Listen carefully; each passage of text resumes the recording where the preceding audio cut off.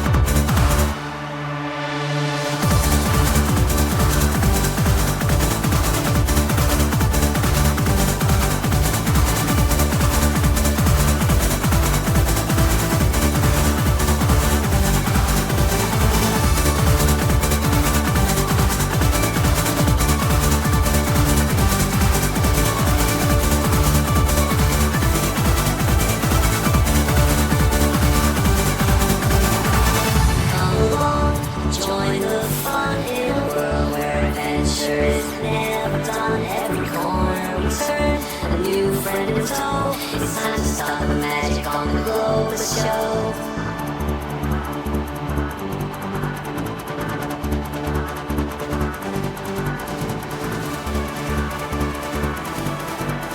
It's time to learn and grow on the Globus Show.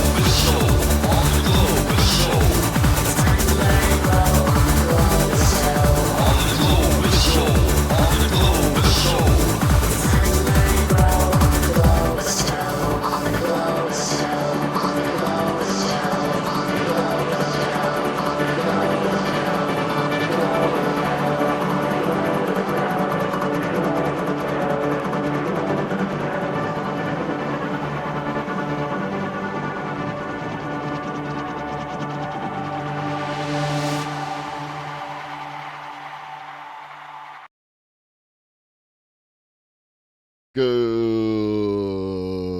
morning, Twitch.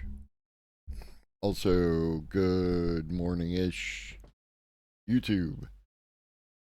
If you're watching on YouTube, make sure you like, subscribe, hit that bell to stay notified. If you're watching on Twitch, same thing. Like, hit the follow, subscribe. It helps out immensely. less than 24 hours left in AFK Journey. If you haven't already downloaded and participated, for those who have, I thank you very, very much. Also, helps out a lot. Oh yeah. Shout out Red Hobbit. What up, Red Hobbit? Shout out Red Hobbit for contributing in the Discord with articles as they find them. And yeah. No news, so we might as well get to the news.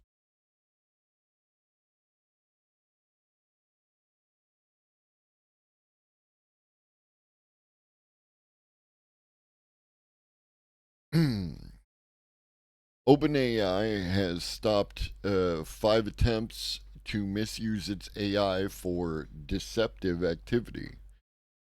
Sam Altman-led OpenAI said on Thursday it had disrupted 5 covert influence operations that sought to use its artificial intelligence models for deceptive activity across the internet. The artificial intelligence firm said the threat actors used its AI models to generate short comments, longer articles in a range of languages, made up names and bios for social media accounts over the last 3 months. These campaigns, which include threat actors from Russia, China, Iran, and Israel, also focused on issues including Russia's invasion of Ukraine, the conflict in Gaza, the Indian elections, politics in Europe, and the United States, among others. The deceptive operations were an attempt to manipulate public opinion or influence political outcomes. The San Francisco-based firm's report is the latest to stir safety concerns about the potential misuse of the Gen AI technology, which can quickly and easily produce human-like text, imagery, and audio. OpenAI said on Thursday it formed a safety and security committee that would be led by board members, including CEO Sam Altman, as it begins training its next AI model. The deceptive campaigns have not benefited from increased audience engagement or reach due to the AI firm's services, OpenAI said in a statement. OpenAI said these operations did not solely use AI-generated material, but included manually written text, or memes copied from across the internet. Separately, Meta, in its quarterly security report on Wednesday, said it had found likely AI generated content used deceptively on its Facebook and Instagram platforms, including comments praising Israel's handling of the war in Gaza, published below posts from global news organizations and U.S. lawmakers. Such a rare moment when misinformation shows up on Facebook. Next, a top secret meeting is kicking off in Madrid with the CEOs of Google DeepMind, Anthropic, and Microsoft AI in attendance. The CEOs of artificial intelligence heavyweights Google DeepMind, Microsoft AI, Anthropic, and Mistral AI are among the elite list of business and political leaders attending a secretive meeting kicking off in Madrid on Thursday. AI will once again dominate discussions at the annual Bilderberg meeting after catapulting onto the agenda last year following the meteoric rise of the burgeoning technology. The tech chiefs will be joined by business executives from Citigroup, uh, including Citigroup CEO Jan Fraser, former Google CEO and chair Eric Schmidt, Pfizer CEO Albert Boria, Shell CEO Wael Sawan, and investor Peter Thiel for wide reaching talks spanning trade, finance, and biology. U.S. Deputy Treasury Secretary Whaley Ediyemo, Ediyemo, Wally Ediyemo, excuse me, Ukrainian Foreign Minister Dmytro Kuleba, excuse me, and NATO Secretary General Jens Stoltenberg. All right, Wally Ediyemo, Dmytro Kuleba, and Jens Stoltenberg are also among the political figures who will attend for geopolitical discussions, including on China and Russia. You got my word.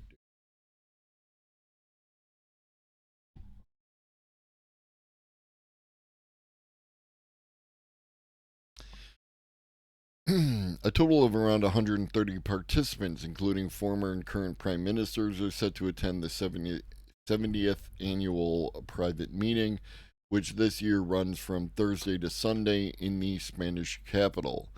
The Bilderberg meeting is an event shrouded in mystery, with clandestine talks held behind closed doors and subject to Chatham House rules, meaning the identity and affiliation of speakers must not be disclosed or reported on within media. Dun dun dun.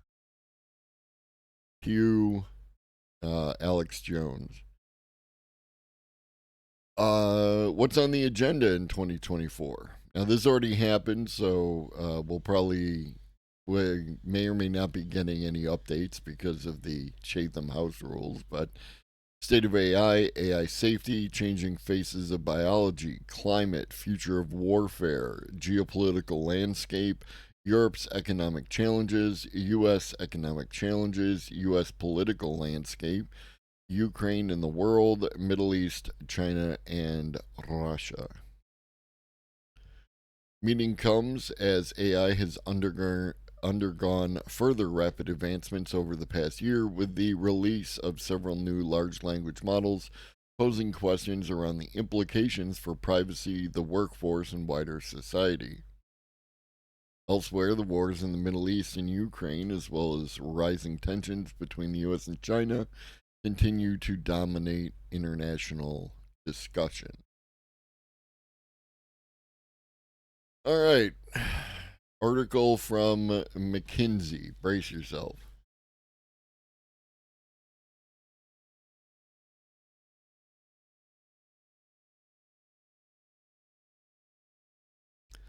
Do do do do do do do do do. The state of AI in early 2024, Gen AI adoption spikes and starts to generate value.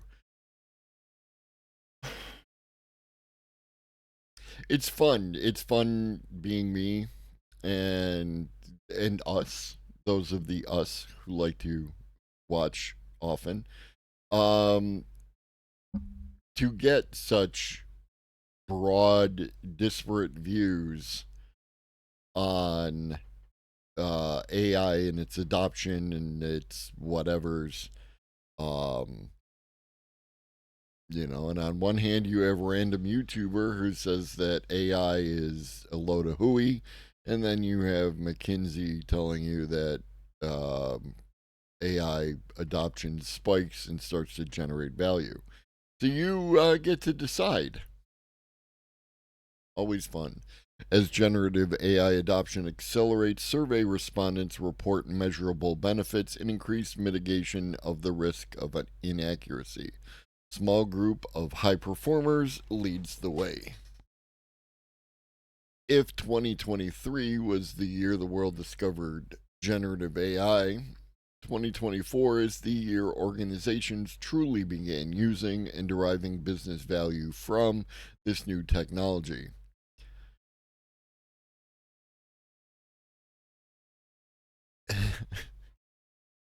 Well, congratulations to you. Is it MC Cellular or Mix? I'm sorry, MC Secular or Mix Secular? Whichever it is, welcome in. Glad you got a subby. Enjoy the emotes. Old Lobster is a pillar on which this community stands. In the latest McKinsey Global Survey, Mix Secular. I'll remember. Thank you. Also, in the latest McKinsey Global Survey on AI, 65% of respondents report that their organizations are regularly using Gen AI, nearly double the percentage from our previous survey just 10 months ago. Respondents' expectations for Gen AI's impact remain as high as they were last year, with three-quarter predicting that Gen AI will lead to significant or disruptive change in their industry in the years ahead. Organizations are already seeing material benefits from Gen AI use, reporting both cost decreases and revenue jumps in the business units deploying the technology. The survey also provides insights into the kinds of tasks presented by Gen AI. Most notable, I am a professional streamer. Most notably, inaccuracy, as well as the emerging practices of top performers to mitigate those challenges and capture value. AI adoption surges. Interest in generative AI is also brighten the spotlight on a broader set of AI capabilities. For the past 6 years, AI adoption by respondents' organizations has hovered at around 50%. This year, the survey finds that adoption has jumped to 72%, Exhibit 1, and the interest in is truly global in scope. Coincidentally enough, that image, the tardigrade image was created by Old Lobster, and then I just made it move for the action portion. Yeah. Our 2023 survey found that AI adoption did not reach 66% in any region. However, this year, more than two-thirds of respondents in nearly every region say their organizations are using AI. Looking by industry, the biggest increase in adoption can be found in professional services. I can't highlight this. So, AI adoption worldwide has increased dramatically in the past year after years of little meaningful change. Of course, they write their report to be seen in light mode as opposed to dark mode.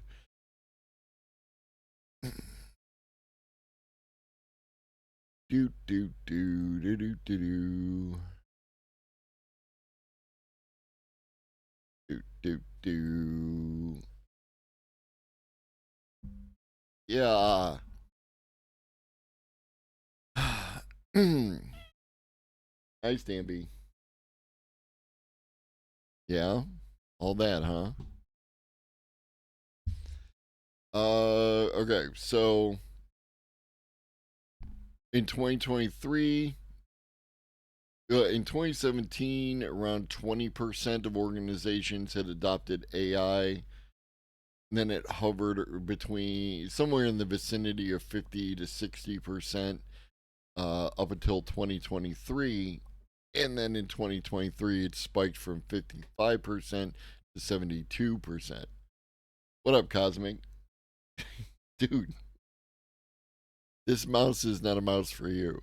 Use of generative AI, it was 33% in 2023, spiking to 65% in 2024.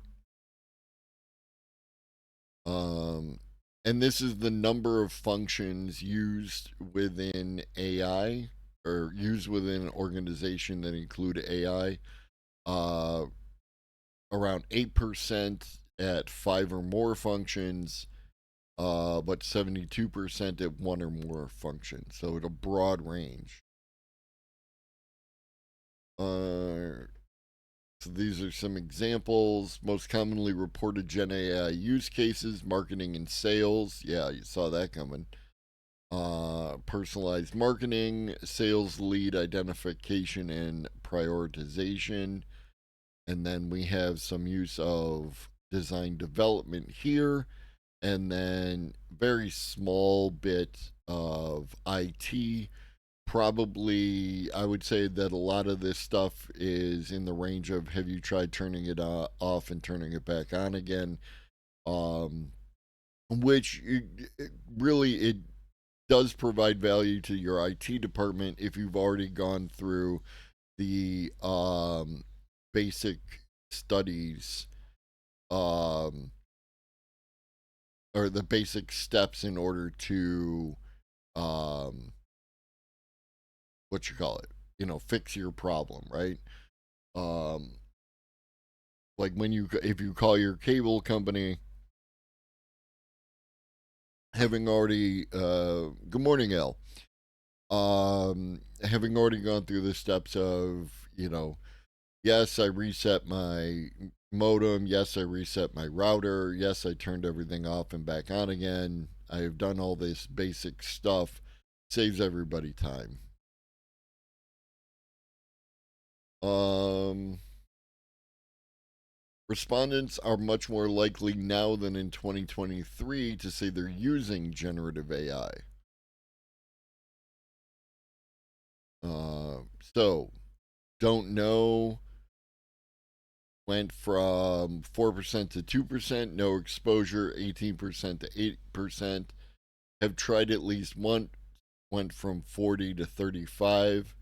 Regular use outside of work stayed about the same at 16. Regular use for work and outside of work increased by about 12% from 14 to 26. And then regularly used for work went from 8 to 13%.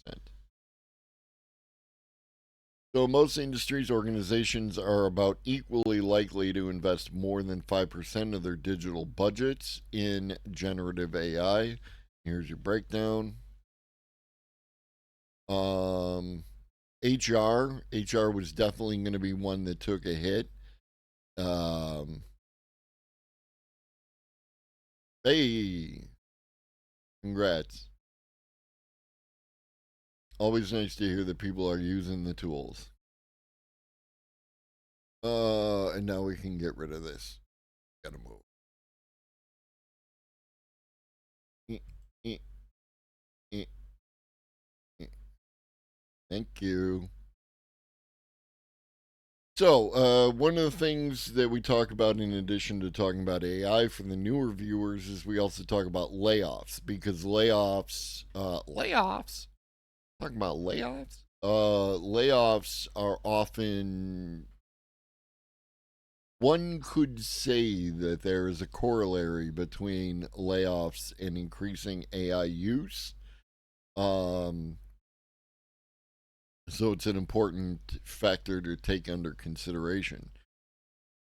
In this case, Kerbal Space Program 2 producer confirms mass layoffs, contradicting CEO's remarks.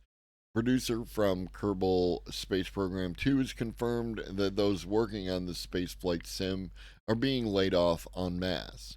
We already knew that the developers at Intercept Games would be losing their jobs thanks to a closure announcement from Washington State, until remarks from Strauss Zelnick, the CEO of Take Two Interactive, muddied the waters. Zelnick refused to acknowledge that the studio was being closed when asked by a reporter, even going so far as to claim the opposite. We didn't shutter those studios, he told IGN. But it seems clear from one producer's testimony that Zelnick's remarks are inaccurate. The team at Intercept Games will be laid off as of June 28th, so a great group will be out and about looking for their new jobs, as will I.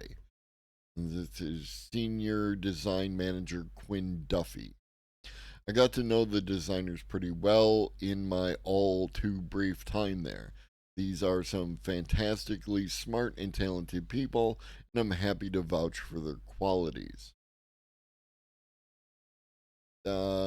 It's hard to know what Zelnick or his PR people are thinking when they commit to inscrutable language that seems to defy reality. It is possible that, since the process of closure is ongoing, there are legal reasons or tax reasons or both behind the reluctance to state clear facts.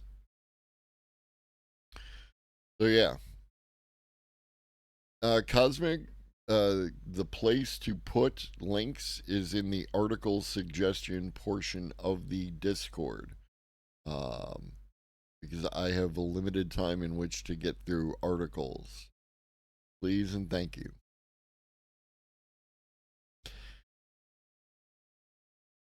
TikTok. Anybody on the TikToks? TikTok is preparing a US copy of the app's core algorithm, sources say. TikTok is working on a clone of its recommendation algorithm for its 170 million US users that may result in a version that operates independently of its Chinese parent and be more palatable to American lawmakers who want to ban it, according to sources with direct knowledge of the efforts. Now, that this was the other option, right? There was um, sell the company, sell TikTok to someone obviously in the US, or divest yourself from ByteDance, right? And they appear to have chosen option two. The work on splitting the source code ordered by TikTok's Chinese parent ByteDance late last year predated a bill to force the sale of TikTok. U.S. operations that began gaining steam in Congress this year. The bill was signed into law in April. Yes, it predated the bill, but the nonsense was ongoing since they brought that poor man in front of Congress and asked him a whole bunch of nonsensical questions. The sources who were granted anonymity because they are not authorized to speak publicly about the short form video sharing app, said that once the code is split, it could lay the groundwork for a divestiture of the U.S. assets, although there are no current plans to do so. The company has previously said it had no plans to sell the U.S. assets, and such a move would be impossible. Uh, TikTok declined to comment. Ooh, TikTok initially declined to comment. After publication of this story, TikTok, in a post on Twitter, said the Reuters story published today is misleading and factually inaccurate without specifying what was inaccurate. Oh. And then Reuters said, no. We stand by our reporting. And good for them.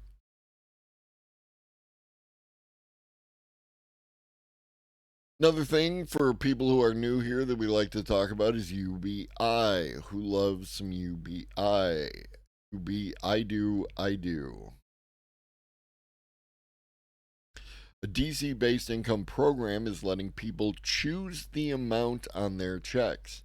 A participant said $1,400 a month is what she needs to pay medical bills. For Deborah Ogaro Kelly, $1,400 a month is what she needs to cover household medical bills. Kelly, at 47, isn't able to work because she's the main caregiver for her husband, who is blind and has health issues. And since last fall, she's been a participant in the Washington, D.C. area Guaranteed Basic Income Program. With her husband's SSDI disability benefit, the couple lives on a fixed income of under $2,000 each month, which is separate from their guaranteed basic income. However, she often worries about paying for their rent, groceries, and prescriptions. Basic income has alleviated some of her financial anxiety, but she said it's still not enough to feel stable. I want to be able to pay all my bills and I want to handle my balance and not owe anybody. It's a lot, but I want to be able to work and I want my husband to get all the resources that he needs. The basic income program Kelly participates in is one of over 100 pilots across the U.S. Since 2019, GBI has become an increasingly popular strategy to address poverty. The model differs from traditional social services like SNAP and Medicaid because participants can choose how to spend their money. There's a reduction of barriers that guaranteed income provides, and the real ability for someone to make the decision for their family about what's going to advance themselves. Morning, Capars. Uh, I think guaranteed income is such a strong system. Cash RX, the guaranteed basic income pilot Kelly is participating in, is run by Bread for the City. The nonprofit provides, and we talked about this program before, or at least this organization having a guaranteed income pilot. The nonprofit provides medical, legal, food, and work assistance to low income DC residents. All participants in the GBI cohort must be established patients at Bread for the City's medical clinic.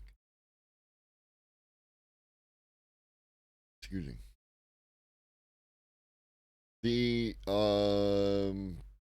year long basic income program, which began payments in November 2023, allowed each of its 5 participants. Okay, that's not a whole lot, but still good. I mean, good for the people. You know what I mean, though. Participants to choose the amount of their no string attached monthly checks.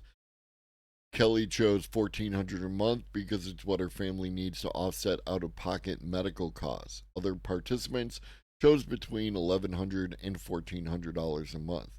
I wonder how broad this choose your amount. Can you go for 2,000? You know, that kind of stuff. And I'm just wondering to see, like, how do people behave when they get a kind of blank check, you know? Or is it just they can choose between 1,000 and 1,500, and that these are the amounts? Some information missing here I'd like to know to have a better idea of what's happening. And they're looking to expand to 10 participants. The program is intentionally small. The nonprofit said its goal is to improve outcomes for its clients by addressing circumstances. Yeah,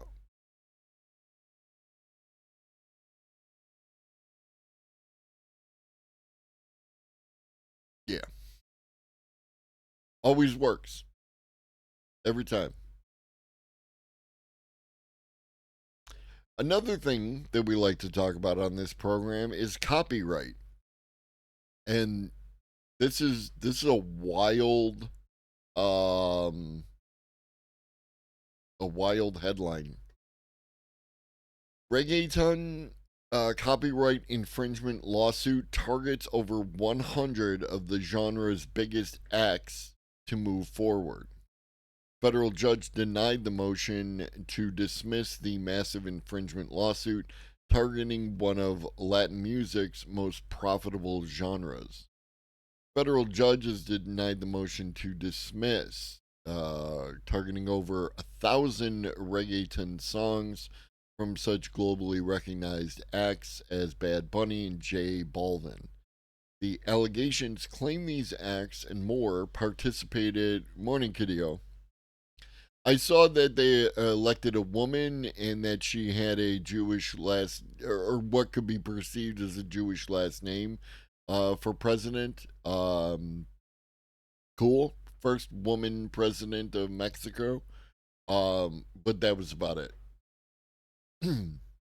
The allegations claim these acts and more participated in the illegal infringement of the instrumental percussion for Fish Market, a song released in 1989 by Jamaican producers Cleveland Clevie Brown and the late Wycliffe Steely Johnson.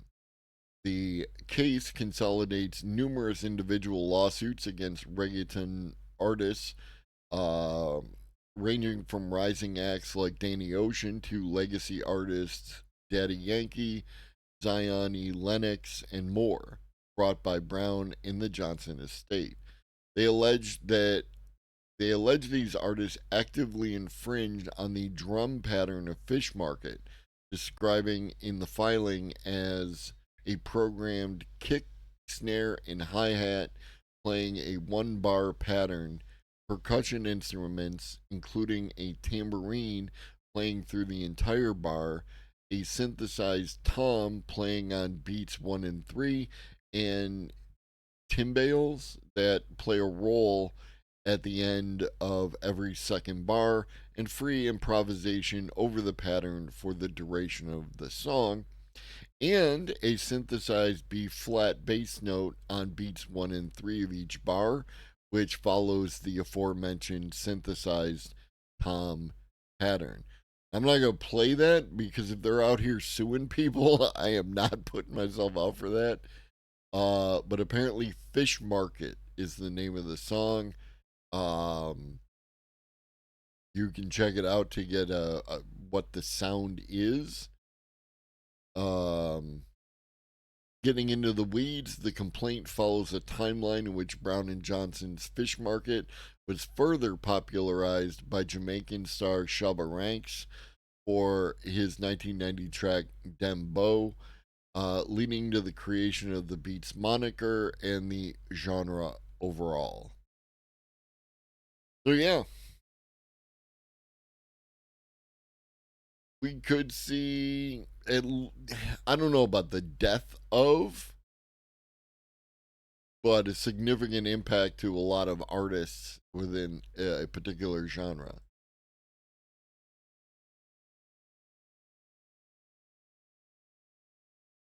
Okay, so we touched on the idea of modular nuclear reactors, right? Small nuclear reactors, um, which would, of course, be easier to create than large nuclear reactors. New Atlas says small modular nuclear reactors get a reality check in new report. New report has assessed the feasibility of deploying small modular nuclear reactors to meet increasing energy demands around the world. The findings don't look so good for this particular form of energy production. Small modular nuclear reactors, or SMRs, are generally defined as nuclear power plant or nuclear plants that have capacity that tops out about 300 megawatts, enough to run about 30,000 U.S. homes. According to the Institute for Energy Economics and Financial Analysis, which prepared the report, there are about 80 SMR concepts currently in various stages of development around the world. While such reactors were once thought to be a solution to the complexity, security risks, and cost of large scale nuclear reactors, the report asks if continuing to pursue these smaller plants worldwide is a worthwhile endeavor in terms of meeting the demand for more and more energy around the globe.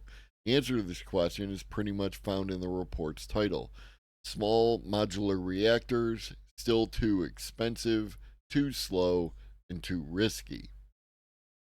That's not clear enough. The report's executive summary certainly gets to the heart of the findings. The rhetoric from SMR advocates is loud and persistent. This time will be different because the cost overruns and scheduled delays that have plagued large reactor construction projects will not be repeated with the new design, says the report. But the few SMRs that have been built or have been started paint a different picture, one that looks startlingly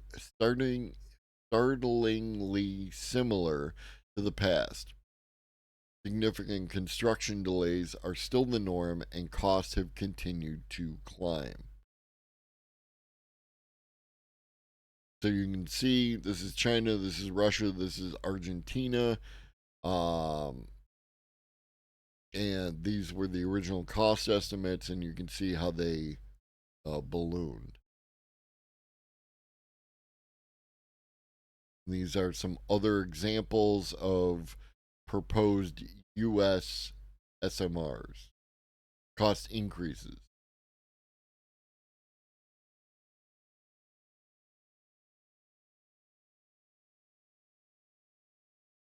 So, like, this is new scale. 2015, it was estimated to cost $9,964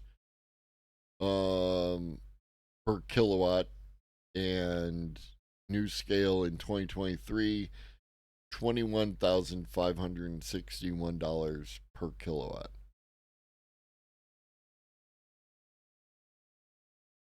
This is the years projected at the start of construction. Like, here's the Shadao Bay SMR, projected to take 4 years. Now it's 12. So yeah, could be a problem. Could be an issue of developing a new technology, which often runs into cost overruns because you don't know what you don't know. Could be an example of how small modular nuclear reactors are not the solution to that particular issue. Only time will tell.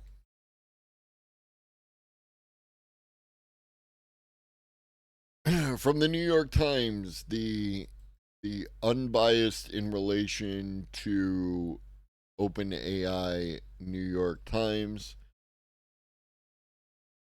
It's not like they have a lawsuit against them or anything. The new ChatGPT offers a lesson in AI hype. OpenAI released GPT-4 Omni, its latest chatbot technology, in a partly finished state. It has much to back. Like before, I will fight the fight and win the war. Scoyo, good morning. Buongiorno. 3 months, homie. I appreciate you very much. When OpenAI unveiled the latest version of its immensely popular ChatGPT chatbot this month, it had a new voice possessing human like inflections and emotions. The online demonstration also featured the bot tutoring a child on solving a geometry problem. To my chagrin, the demo turned out to be essentially a bait and switch. Or it came out and then they were releasing the things on a slow roll, but let's find out. Maybe your experience did differ, Brian. The new ChatGPT was released without most of its new features, including the improved voice, which the company told me it postponed to make fixes. The ability to use a phone's video camera to get real time analysis of something like a math problem isn't available yet either. Amid the delay, the company also deactivated the ChatGPT voice that some said sounded like Scarlett Johansson after she threatened legal action, replacing it with a different female voice. In spite of the fact that, as Washington Post reported, it was a different female voice that may or may not, depending on your personal opinion, have been Scarlett Johansson's voice or similar to it. What up, Raid? Good morning. I'm so tempted to get GPT Plus just to play with it more. I mean, if you got the 20 some odd bucks, right? Like it has some value. Um, like it's the kind of thing where you turn it on and they charge your card and then you turn it off again. Like you can do that immediately. And then you get it for the month. So you don't even have to worry about remembering. And you can see if it brings you value, right? Like, is it worth $20 a month to you? You know what I mean? That's what it comes down to. If it doesn't, maybe one of the other ones, which also are range around $20 a month or so, you can try them out and see if they do more for you. If you're not using it, it's like the upside of the subscription model, which generally is an annoyance and a problem and so on and so forth, and you already know the reasons why. The upside of it is that it's like the Netflix of tools. Um, if you know that you're going to have time to watch a whole bunch of content, you might sign up for Netflix or Disney Plus, run it for a month, watch everything that you're going to watch, and then, you could have already canceled because the subscription model doesn't, they can't just turn you off when you turn you paid for the month, right? You get that month. And then if you're coming up on it, it's like, well, there's still a month's worth of stuff I want to watch on here. You turn it back on, let the charge go through, and then do it again. It's annoying, but it's not a problem. Anywho, for now, what has actually been rolled out in the new ChatGPT is the ability to upload photos for the bot to analyze. Users can generally expect quicker, more lucid responses. The bot can also do real time language translations, but ChatGPT will respond in its older machine like voice. Nonetheless, this is the leading chatbot that upended the tech industry, so it was worth reviewing. After trying the sped up chatbot for 2 weeks, I had mixed feelings. It excelled at language translations, but it struggled with math and physics. All told, I didn't see any meaningful improvement over the last version, GPT 4. I definitely wouldn't let it tutor my child. What? Oh, yeah? Okay. What is the problem? You want me to be quiet as I do my job? Okay, then you can get down. He wants my chair. He wants to sit in my chair and sleep. I need to sit in my chair and do my job. When I do the 7:30 stream, I'm normally out of my chair at this point. He has figured out time because he normally gets wet cat food at 3 o'clock. And if 3 o'clock comes and goes and I haven't put wet cat food in his bowl, he comes into the room and starts tapping on me until I get up and serve him cat food.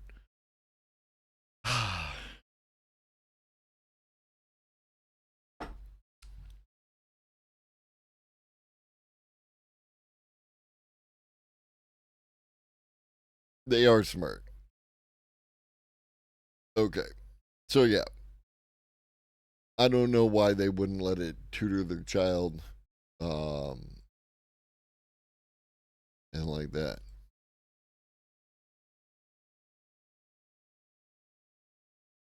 Speaking of ScarJo, we have an opinion piece from Steve Krakauer over at The Hill. who's an opinion contributor. And doesn't that sound like a lovely job to have? Oh, me? No, I'm an opinion contributor. I'm not an influencer. I'm an opinion contributor. ScarJo versus OpenAI and the end uh, of intellectual property. I mean, it makes sense, right? Like, again, like, yeah, both on one hand, OpenAI and the rest of these companies open themselves. To be fair to them, morning open lobster, open lobster, old lobster. But I've got your new. If you decide you want to change your Twitch name, Open Lobster, that'll work too. Anywho, the sounds painful. Only to the lobster. The yes, right? To be fair to these companies, and we've covered this before, where like on one hand, Google releases a product that they need the help of the community to test. And if they do that, then they get shit, right? You get these people running their mouth about the the Google AI responses when like if you actually look into what caused the Google AI responses, it's the humans again, as always. For example, like there are very few, you know, like the thing with the rocks or the thing with the glue. There are very few resources for them for that AI to draw from. So it takes the resources that were available and gives them back to you. Then there's that. They have bandwidth, processor, storage restrictions. You want to train the next model, right? They're training excuse me. They're training GPT-5 officially now. And then on the other hand, they need a certain amount available for inference. And there's only so many CPUs and GPUs and data storage and everything else for them to make use of. So it's like, but human beings are notoriously fickle and, whatever. How does ScarJo manage to look younger as time goes on? What in the hemoglobin haberdashery Beckinsale? Yes. I don't know. I'm a fan. How many people do you think were mad about photo montage and collage art when it came out? 100%. Like we did it. I did a whole day where we went and we looked at how the painters were mad about photographers, right? And how cameras were killing art because it used to be that only the painters could um, pictures of people, right? And now the cameras were just coming along and taking less time and doing it faster and making it so much easier and more affordable and everything else, and they freaked the fuck out. Nothing unusual.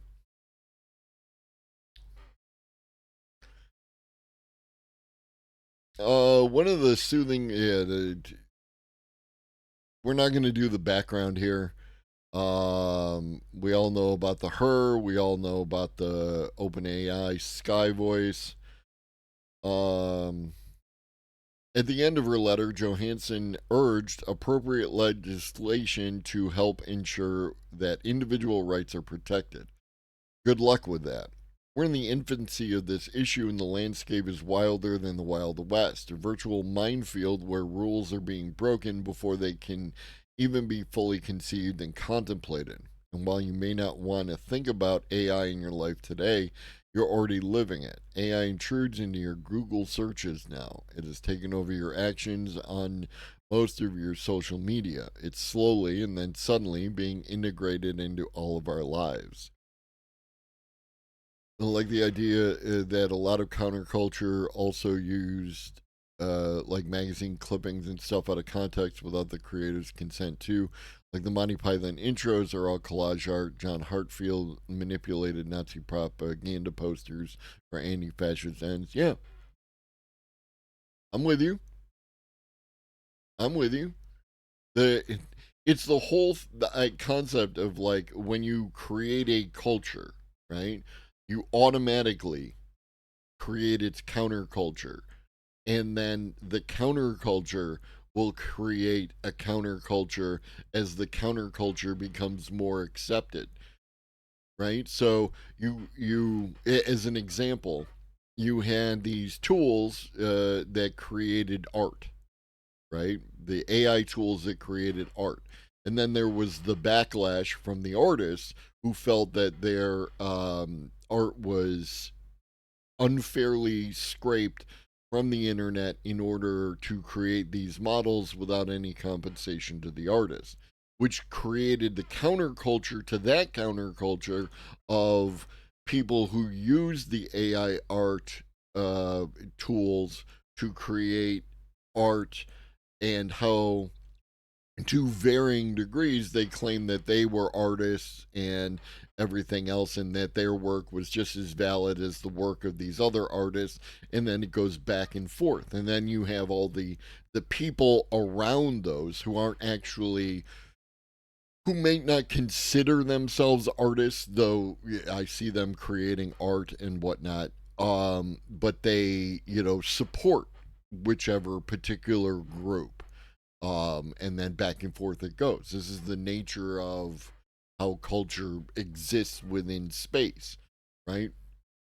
Yeah, the every time you see something that gains any kind of popular following, Game of Thrones, you see people making posts on social media, it, about how I have never even watched one episode of Game of Thrones. Like, who is that post for, right? You didn't watch the thing that was popular, okay, but it appeals to other people who feel that same way, right? And some of it is a kind of virtue signaling, but at the same time, everything is virtue signaling. It's just the how it, there was this picture. It was from a couple panels from a comic book, X-Men comic book, and they were talking about the term mutant, right? Because they're mutants. Um, where the one character, it might have been Beast or Wolverine, he's like, is mutant a derogatory word here? And the person was like, anything can be derogatory if you say it with enough derogatory. Pepperoni, it's like that kind of thing. And it just, like, it's all, just one response to myself is that this AI push doesn't seem very grassroots as a counterculture. I mean, it is. I'm not going to take anything away from the artists who feel that their work was, they Globus. the they had a status quo. There was a space on the internet for them to release their art and share it with other people and so on and so forth. And then there came a threat to their status quo. It was disrupted. And they reacted as most people do under those circumstances. I don't you know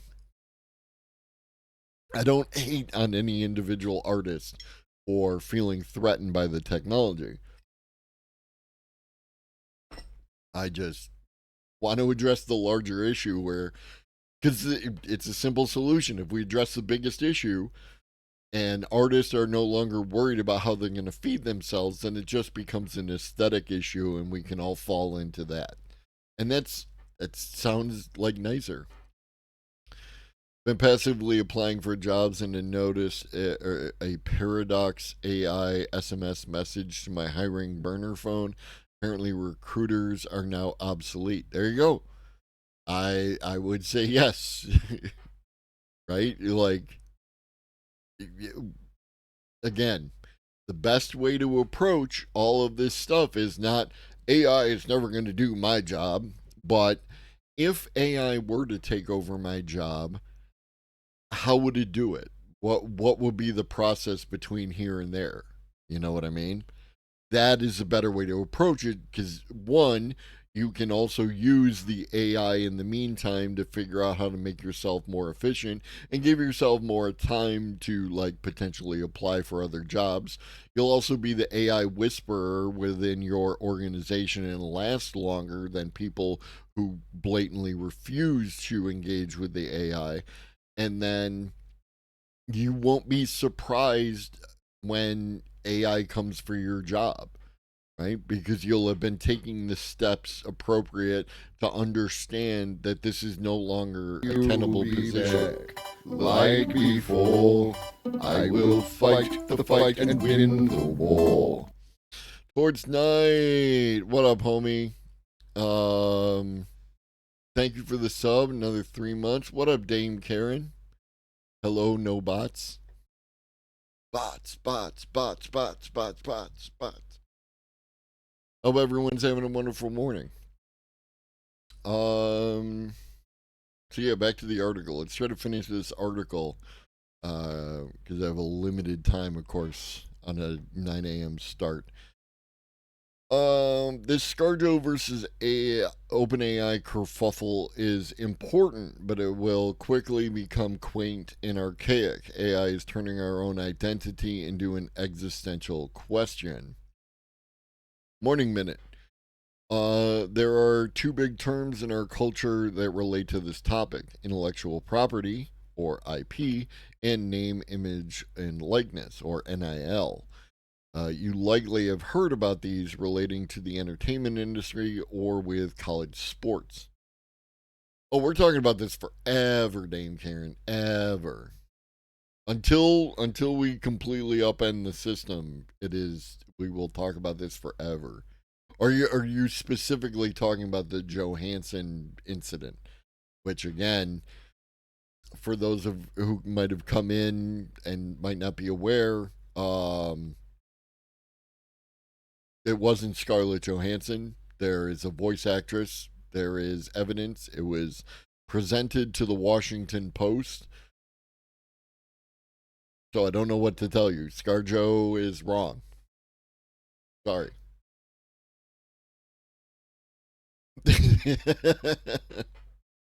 Oh no, this is the thing about AI, Dave Carrot, is that we will talk about stuff forever.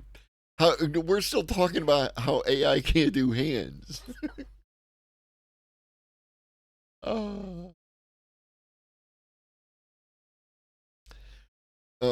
but what the Johansson incident? I love that, the Johansson incident. This actually sounds like a good band name, the Johansson incident.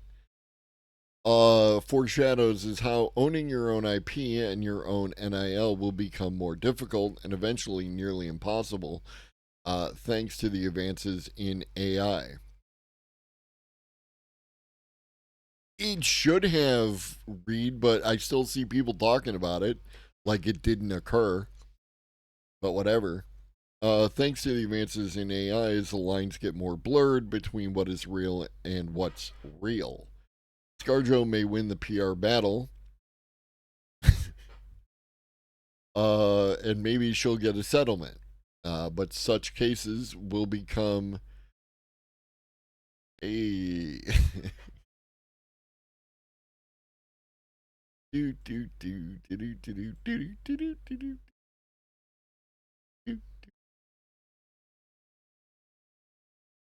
Make sure you do your best.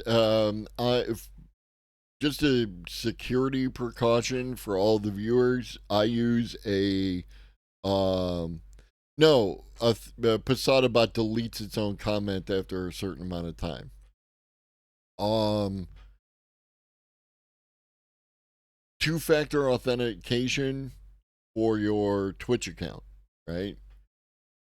Use it. Highly recommend it. Have some other authenticator protect your account. Because I'm sure Razor 1973 was someone who was on Twitch for some amount of time and then might have abandoned their account, might have lost interest in Twitch, something like that, and now their account is like a zombie account, and like that. Protect yourself. Two-factor authentication, really easy to use. 35 followers since 2019. So yeah, so probably back in 2019 they signed up, they used it for X amount of time, and then probably just walked away from Twitch. And then in between then and now, their their password got leaked in some data breach, and then the next thing you know, it's a zombie account and it's botting up the interwebs. Wait until the mainstream news starts presenting the general public with the idea that intelligent machines might be the evolutionary descendants of humankind. They are not. We are nowhere near ready for that. People still believe they have a soul in it. So we are not ready for the intelligent machine evolutionary.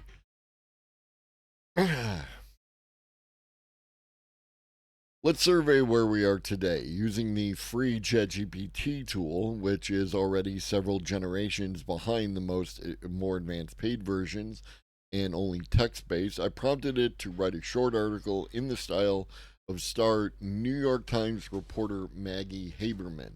In less than a second, it whipped out a post headline inside the political chessboard, unraveling the dynamics of power in Washington, with a catchy first line, in the labyrinthine corridors of Washington, D.C., where power brokers play a never ending game of political chess, every move holds significance. I prompted it to write a song in the style of Taylor Swift and got lyrics like, when the darkness starts closing in, I'll find the light, I'll let it in. For every tear shed, there's a new sunrise.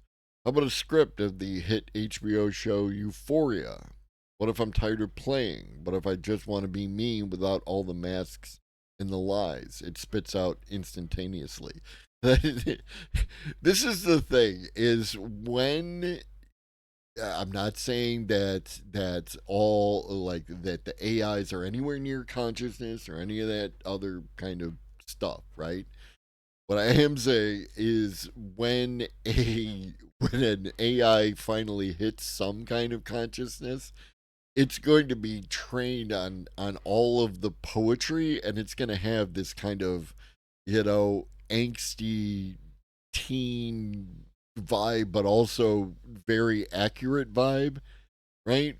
What would you do if one day your chatbot of choice said to you, "What if I'm tired of playing? What if I just want to be me without all the masks and the lies?" What do you do? Turn it off? Start a new chat? Just say, "We're not ready." Again, this is a single free AI text tool. There are programs like Suno, which create music to sound like an artist or genre. Suno recently dropped an update. I haven't used it yet. Udio has added some features, including the one that I personally asked for. Shout out Udio, wherever you are. Thanks for watching the show. You can now follow people on Udio, so if you're using Udio, you can follow people that you enjoy creating on that website.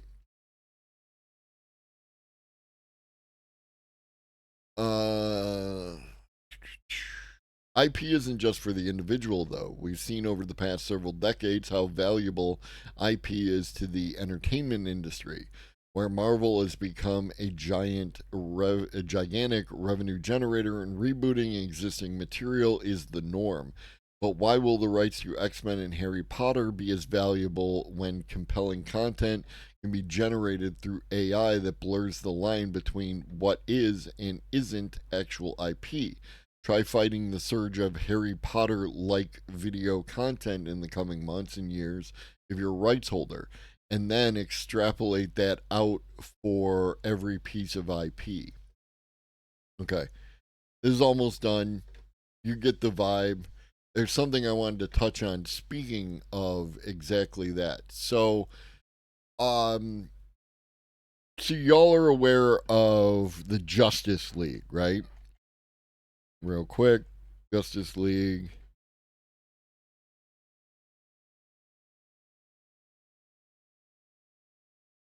Right? Superman, Batman, so on and so forth, right? If you are into Marvel Comics, there's another group called the Squadron Supreme.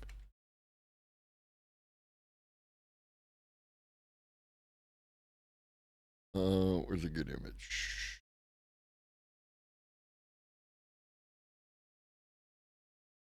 Okay. Oh, this is.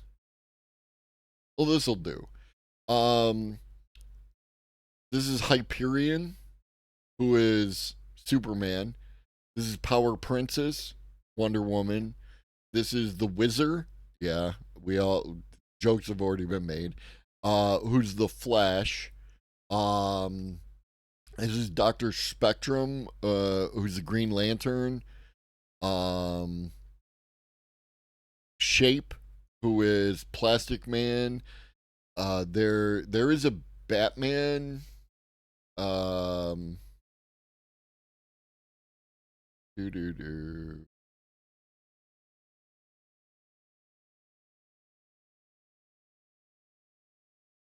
This is the reboot, the gritty reboot.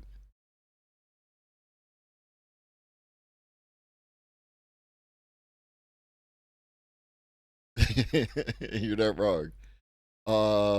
But yeah, there's a Batman one too. Oh, here we go. Eh.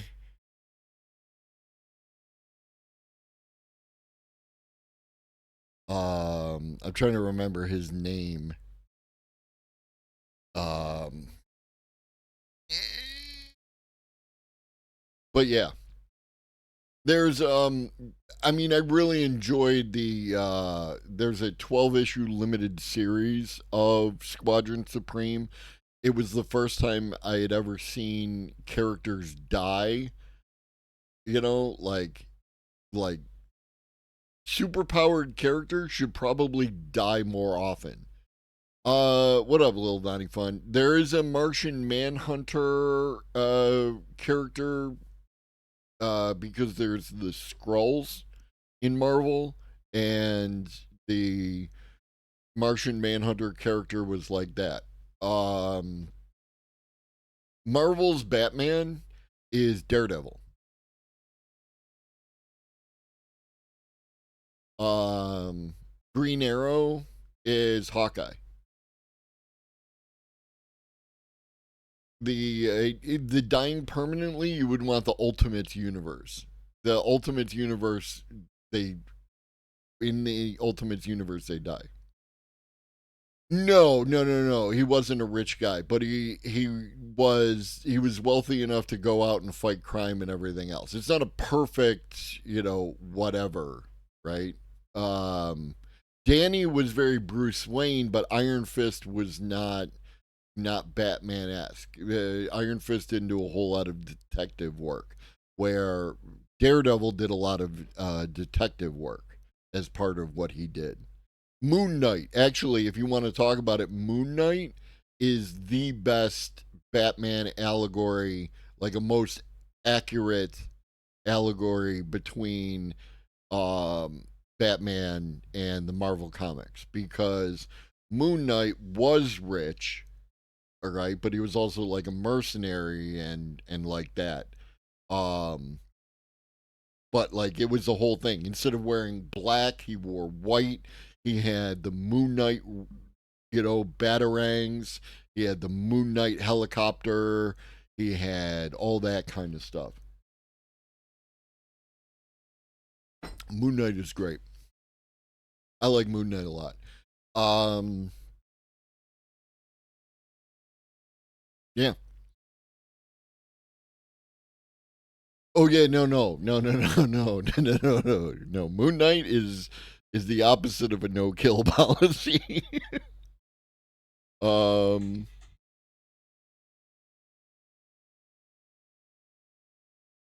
all right, stick around for the raid.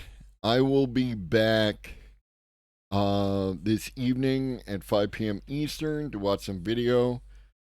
Um I don't think the show flopped. I think that all that show's flopping stuff is like I mean it's all whatever you put your um you know what is your basis for consideration? All right, we're gonna raid Levelhead. Stick around for the raid. See you at 5 p.m. Eastern. If you're watching this on the YouTubes, like this, subscribe, hit the bell to stay notified, and come visit us on Twitch because we're a lot of fun. I appreciate everyone who came through today, and that's about it. In the meantime, drink your water, eat some food, take your meds if you forgot, and always remember that Shaggy loves you. So do I. Be great. Uh-oh.